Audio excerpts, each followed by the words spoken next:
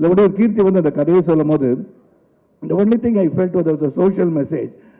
But இது எப்படி except பண்ணுவாங்கன்ற நெருடல் மட்டும் தான் எனக்கு இருந்தது. பட் அது வித் ஈஸ் கீர்த்தி நீங்கள் சொல்லிட்டீங்க, வித் ஈஸ், வித் என்டர்டெயின்மெண்ட் ஃபேக்டரோட வித் ஈஸோட இந்த சோஷியல் மெசேஜை கொண்டு போய் சேர்க்கணும் அப்படின்னு ரொம்ப அழகாக நீங்கள் சித்தரித்து கொண்டு போயிருக்கீங்க.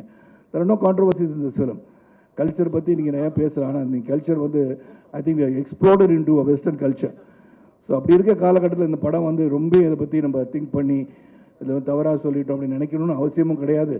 So many things that is happening in this entire society and world which we cannot be scrutinizing and debating about all these things.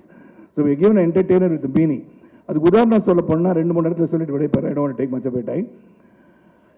இந்த இடத்துல வந்து பிரதீப்போட ஃப்ரெண்ட் அவர் டிராவிட் மமிதா பைஜுவை பார்த்து பேசும்போது ரொம்ப கிளியராக சொல்லுவார், நீ தான் சோறு தான் தின்றியா இல்லை வேறு எதுவும் தின்றியான்னு கேட்பாங்க. That it will show some of the people's feeling.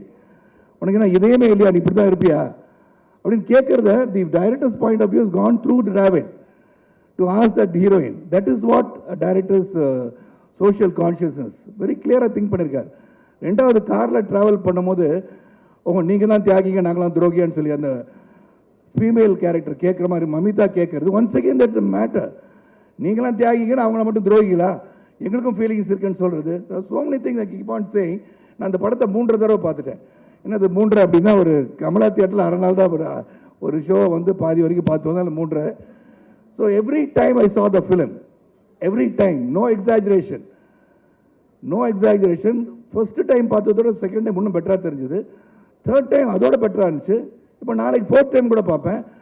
ஏன்னா every time there is something I am noticing in the film which has been very consciously placed by both Pradeep and Kirti நான் சொல்லுவேன்.